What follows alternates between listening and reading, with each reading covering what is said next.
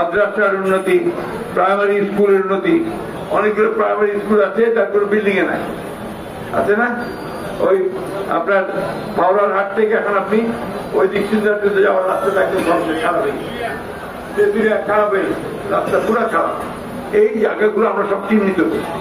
আমরা এগুলো আমরা কি কি কাজ করতে হবে প্রত্যেকটা ইউনিয়নে, এগুলো আমরা সব তালিকা আমরা ইতিমধ্যে আমার মন্ত্রণালয়ের মধ্যে পড়ে এটা।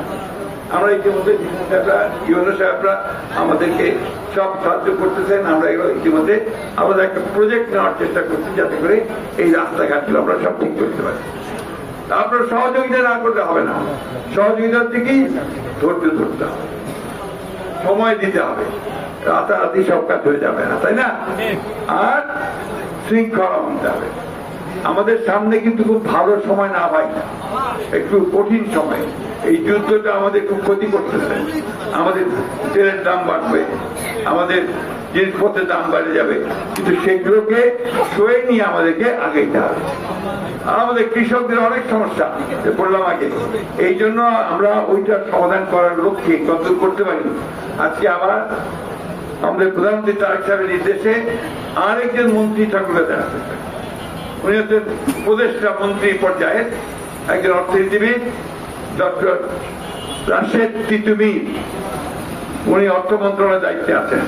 উনি এসে আমাদের 3টা জেলা পঞ্চগড়, ঠাকুরগাঁ, দিনাজপুরে দেখবেন যেখানে কৃষকদের জন্য কি করা যায়। অর্থাৎ আপনারা যে ফসল উৎপাদন করেন, এই ফসল উৎপাদনকে ভালো বাজার দিয়ে দাম কি করে পাওয়া যায়, এই এলাকাকে কলকারখানা কিভাবে বাড়ানো যায়, কৃষিভিত্তিক শিল্পগুলো কিভাবে বাড়ানো যায়, এগুলো দেখার জন্য আজকে উনি আসতেছেন।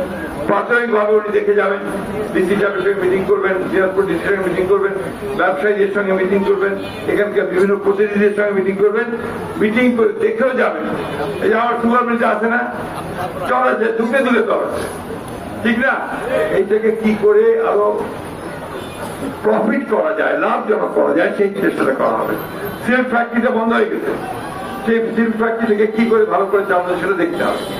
আমাদের ফসল অথবা আলু রাখতে পারি না, কোল্ড স্টোরেজ নাই, ওই কোল্ড স্টোরেজ কি করে বাড়ানো যায়, টমেটো আমরা যদি স্পেশাল কোথায় রাখতে পারি তার ব্যবস্থা করা, এই কাজগুলো আমাদেরকে করতে হবে। আর মহিলাদেরকে আমি বারবার বলেছি, আপনারা সংগঠন তৈরি করেন, নিজেরা নিজেদের আয়ের করার জন্য খালি ওই ধান শুকাইলে আর আপনার রান্না করলে চলবে নি, এক্সট্রা আয় করতে হবে। এক্সট্রা আয় করার জন্য আপনারা কি করেন, এনজিওর কাছ থেকে লোন নেন, আপনারা করেন। এনজিওর কাছ থেকে লোনে আরো লোনগ্রস্ত হন,